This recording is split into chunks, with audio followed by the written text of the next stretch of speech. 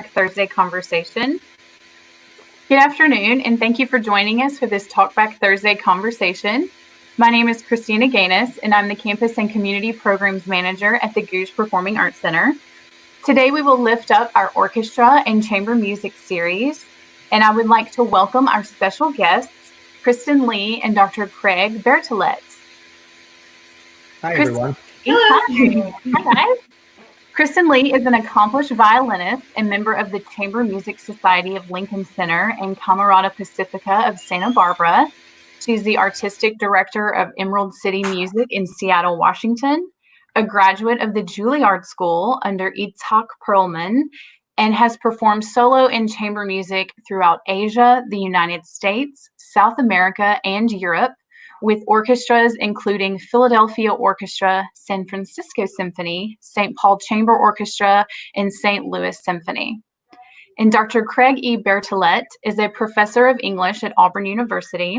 He specializes in medieval English literature in his teaching and research.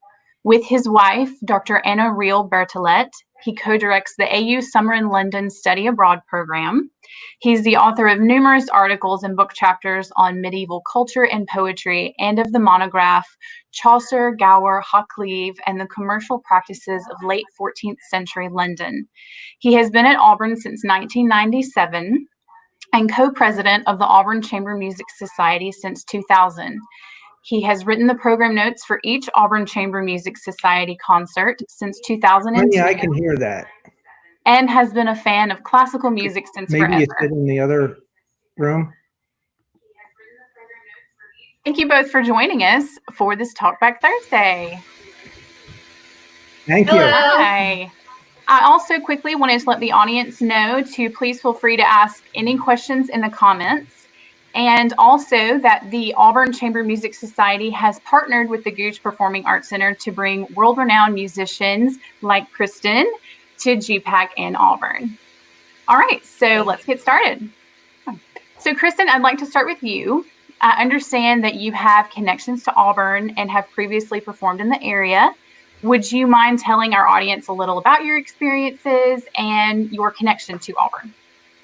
Absolutely. Auburn has probably the most special place in my heart because Auburn was my very first exposure to the United States. So back in 1995, I moved to Auburn from South Korea because my father was a visiting professor to the Auburn University in the chemical engineering department.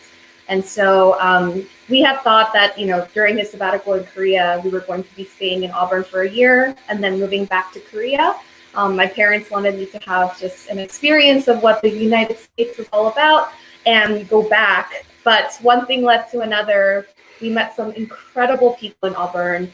And I eventually moved to a little bit more up north, and I'm residing now in New York City. But living in the United States. Yeah, Auburn has, in every way possible, taught me like my identity as a violinist, my identity as a Korean American. It really is a place. I was such a young age, but it taught me English. I didn't speak a word of English before that, so it also taught me English. And yeah, it really. Every time I go through anything in my life, even at at my age now as an adult, I always reflect back on my times in Auburn and really think of it as like my home, because it's really where I was able to identify myself as a Korean American in the United States. Oh, that's wonderful. Thank you. Yeah. So you mentioned that Auburn kind of helped identify you as a violinist. Was there a deciding moment or an experience that made you want to become a classical violinist and musician? Yes. I think it was over a period of time, but something that I could share is that when I first moved to Auburn back in 95, seems like I was there before you, Craig. Just a couple years. Just a couple of years, yeah. I started in 97. Right. I actually was the only Asian American in my class. I entered the third grade. I guess that can reveal how old I am. But so yeah, I was the only Asian American, and I didn't speak a word of English. And I really had, left Korea with, as a child, having many friends, and I really didn't understand how to fit in to this culture and, as my Asian face. And so basically the violin played such a huge role. I met this really wonderful couple named Anne and Richard Amachers, and they were just the most incredibly important people in my musical career. As a Korean little girl, they noticed that I had this ability with music, and just basically let me explore around the town of Auburn, playing for the women's clubs and the little clubs here, for church here. And I was just this little girl playing the violin everywhere. So I got to be known as the girl that played the violin, this Korean girl that played the violin in Auburn. And so that's how I was able to also let myself fit in with my friends in school. And so, so violin played probably the most important role just in defining my identity. When I was living down in Auburn. And so I think it wasn't like that I was like, okay, I'm going to be a violinist, but just out of, gracious people in my life and, one thing leading to another, it just ended up being the most important thing to me. And so, and, of course, after becoming an adult, I had some defining moments to figure things out, but I always knew after my experience in Auburn that it was never going to leave my life. It was something that had to be in my life because it was so important for my identity. So wonderful. Yeah. So now that you are an adult and you are an accomplished female violinist, what are some of those experiences that you have had all over the world as a female? I feel so lucky to be living as a female violinist during our time. I feel like we are definitely, as a society, the world is really living through history and lots of transitions. So in that sense, I feel like I'm absolutely just so grateful that I'm able to live through history and able to live through change. And I know that also comes with challenges because we are able to speak up and we're able to feel more empowered. But we also have to really make sure to speak up about that. So I feel more of a sense of a responsibility to be, as a female, as a musician, to really speak up at all times and really stand up for the things that I really believe in and be able to take responsibility in taking this role as a female in my field right now. Wonderful. Yeah. So now I'd like to ask a question for both of you. Why should classical music be so important for young people?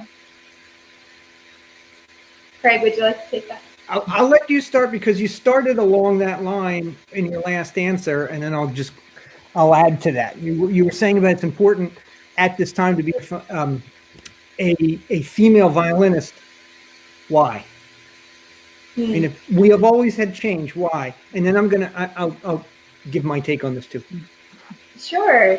Yeah. I mean, I think eventually what we're looking for in defining ourselves is that we're equal, right? I mean, we want to be who we are, and we want to be able to just stand up for it without any, the definition of whether you're female or not, whether you're, Asian or not, or, and I think in order for that to really take a stance for your own self, you have to really understand something that you feel confident about and that you have to stand for. And, this day and age, with social media and the world of the internet and stuff, I personally feel like it can be a little bit confusing in being able to understand your own happiness and understanding your own identity. And so in that sense, I feel like music plays such an incredible, or just the arts in general plays such an important role because it teaches so many aspects. It can really teach you what it feels like to accomplish something, and you can get confidence from that.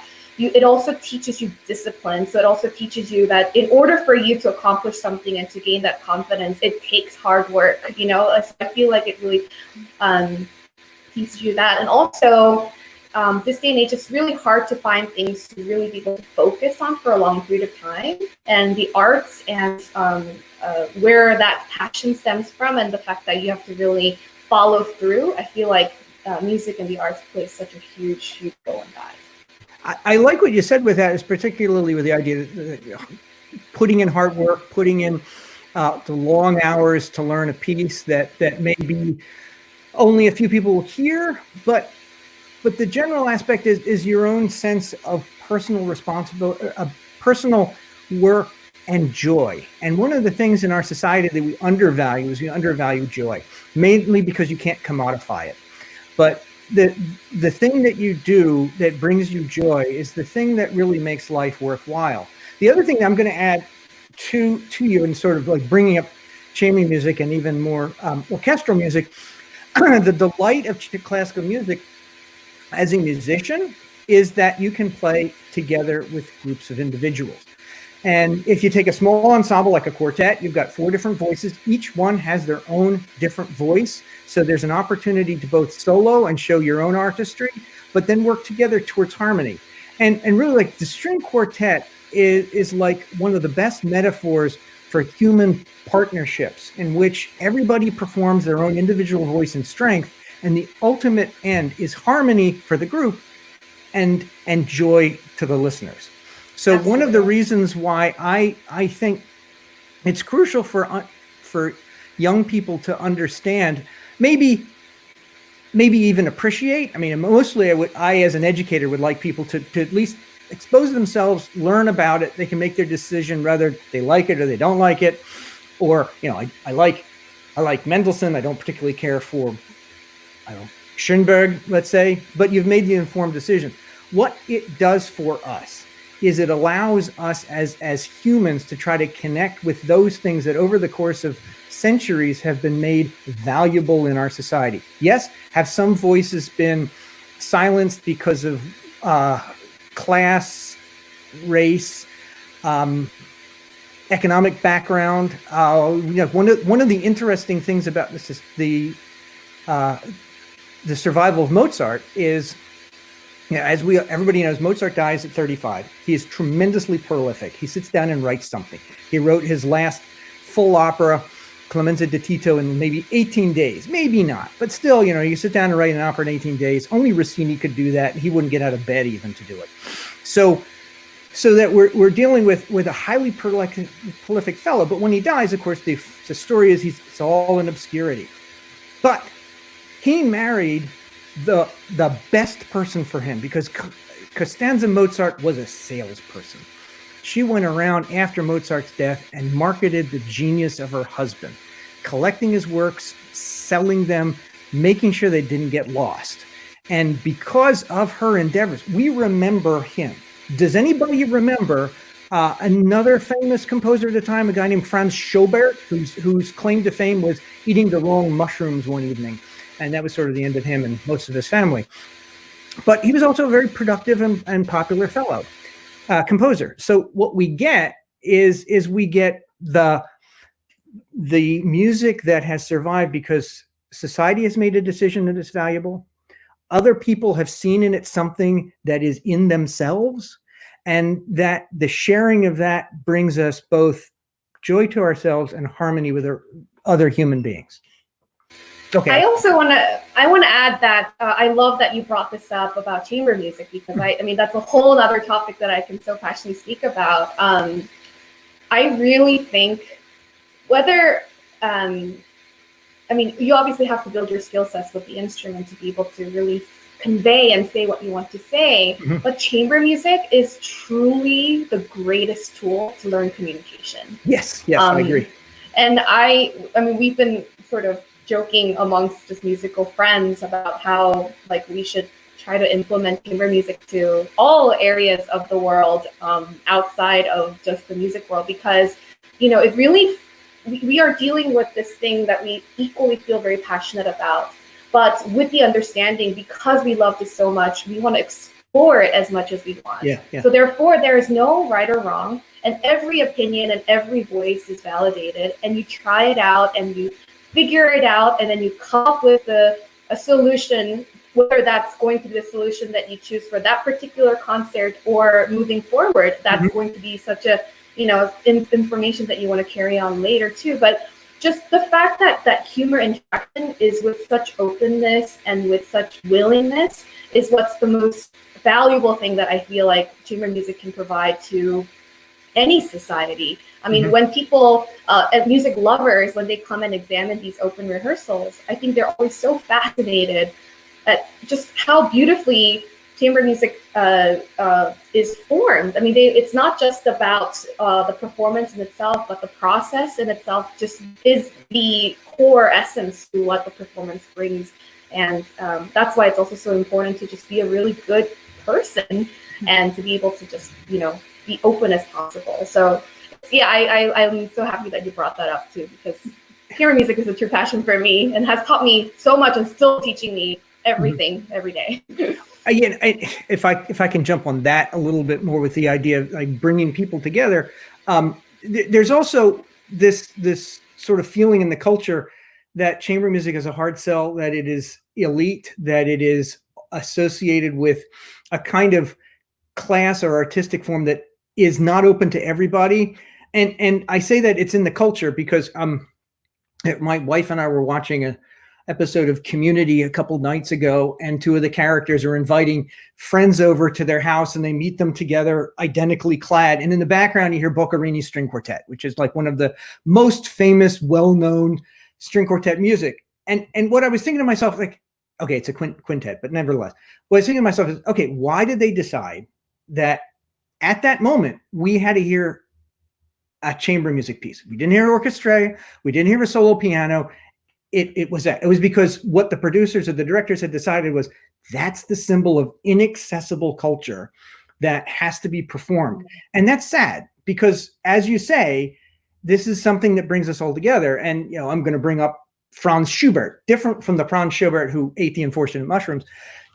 Schubert never heard any of his orchestral music in his life, but he would routinely write music for his friends when they gathered together in the evenings for Schubertiads, and he would play things that he had just written, and it was all for the good of his friends. In fact, he wrote so much material that at one point one of his friends showed him a piece, and he looked at it and said, "That's pretty good. Who wrote it?" He said, "You did this morning." "Oh, I did, didn't I? How clever of me." But it's that it helped to create a sense of identity, but it's also a kind of sense of crystallized otherworldly identity. And I think what we just need to do is have those barriers broken down, because the music is so just as passionate as orchestral music, as solo piano music, as even vocal music. And it's not just associated with a particular class or educational level. It's associated with all people, to be performed in the chambers. Before you had recorded music that you can turn your iPad on, you had a bunch of friends come over with stringed instruments and the piano, and you played. Yeah, absolutely. Yeah, I think that's a lovely segue for my next question for you both. So, what is your view on the relationship between the arts and current events, both nationally and globally? I mean, go ahead. No, I said you want to start. I mean, current events. I mean, which one? I mean, there's so much going on that it's hard to pick. I mean, I will talk a little bit more in relation to the pandemic. I've been performing for, I guess, 15 to 20 years professionally now, and I've never dealt with a period like this. I mean, especially in the last five years or so, I haven't been home for more than a week at a time. And so my life was always just so on the go. And once this hit, I mean, literally every single thing got canceled. And I don't like that word. Let's say postponed. Let's call it postponed. But it's just been very interesting. I mean, it's devastating. I mean, I would be lying if I'm not, if I don't say that it's not. And I'm only hopeful because, because of the essential things that are needed right now. I mean, on the practical side, doesn't necessarily include the arts, and obviously we're advocates of live music, and in order for that to happen, we need the audience. And so just practically speaking, that's really going to be the last on everybody's list, because we need to take care of our body and our health first. And I can't agree more. But as a performer and as a believer of the arts, and as someone who does this for a living, it's a very challenging time. But on the other hand, I am trying to stay hopeful, and I have many discussions with, my colleagues, and it's incredible to see how hopeful we are about how this is going to evolve and what this is going to look like once this is over. With all of us who have been just always on the go, we do this one after another, but it's hard to find the time and the energy to really reflect how important this is. And we're just always, doing our job, basically. I mean, you could call it that. I mean, we love it, but it's also our job. But to have this time of reflection and like too much time on our hands to be like, hey, so wow, I really miss music. I really love performing. I really miss communicating with our audience and that whole live concert experience. I feel like that desperation actually is like really making people so hungry that I feel like once we're back to the stage, the quality of music is going to be way greater than ever before. I am so positive of that. And I also feel that from the audience, because they've been so hungry for this experience to be together, that communal feeling and the joy that we experience in this live concerts, I think people are going to be more passionate than ever. So I know we are living through a period that's a little bit frustrating, and sometimes I get impatient, but knowing what I am feeling and that I'm communicating with my colleagues, it's going to be something absolutely wonderful once we're back to normal. So I'm very hopeful and keeping myself positive. One of the things that we've learned from history is that whenever there's a pandemic, immediately afterwards, the whole society changes. And it changes because what it learns is that things that have continued for generations unchecked need to be fixed. And I think like the longer that people stay focused on the pandemic, not necessarily locked up at home, but focused on it, the more they're thinking about what are the things that are really valuable. Do I really need to go out and wander around in a store? Do I really need to spend my time doing X when I can I get more joy out of being with my family. I get more joy out of being around the arts and music. And I say this because, the Met made a smart decision just before everybody went into lockdown, and they put their HD series online, free streaming every night. So everybody in the world can watch a fully staged live opera from the Met. Okay, taped. But that's a great way of getting the message of what live classical music is all about. People are sitting home, they have nothing to do, but they can see an opera. And they can also kind of reflect on what might that art form mean. I agree completely with you that people will go back to music because it's the one thing that shows great commonality with everybody, no matter the genre, like classical, jazz, rock, country, whatever. It's a matter of we enjoy music more when we're with people, and we enjoy music so much more when it speaks to us. And that's, I think, what we take away. Mm-hmm. And then the other obvious current event I think we should definitely mention, with all that's been going around with the whole Black Lives Matter movement. I think that's been a very interesting topic for me personally, because I, as someone I had mentioned before, trying to really find my identity as an Asian American here, I can, on the surface, really relate to what that's about. But to understand that there's that depth that I will never, ever be able to understand with the history. It's just something that it's something that I'm trying to just learn and just try to stay silent and be able to just educate myself more on, but with the level of being able to sympathize on this matter. And it's a tricky time because, I mean, obviously classical music has been criticized for not having enough diversity. And I, every time there is something that's really brought out with, more of a rage and anger and things like that, I think that we can turn that into something that is positive. I mean, if now it's in our awareness, I really think that it's an opportunity for us to be able to be more aware, to go out there and learn and be able to discover more works by African American composers, and be able to implement what, like now my biggest passion now is, hey, I have this skill set and I've been so blessed to be able to have this education and all these wonderful people who supported me. Now it's my turn to be able to go back and maybe, bring that kind of education and bring music to the next generation of, kids of different, of the African American culture, and be able to support them and help them with the best that I could with my skills. And so it's really more about implementing my talent to that community as much as possible. But it's a very tough topic, but I think the change is coming, which is really, really the thing that we need to think about. So. Yeah, and I think it's also very important to recognize integration as a part of the aspect of the language of music, and bringing in another TV show.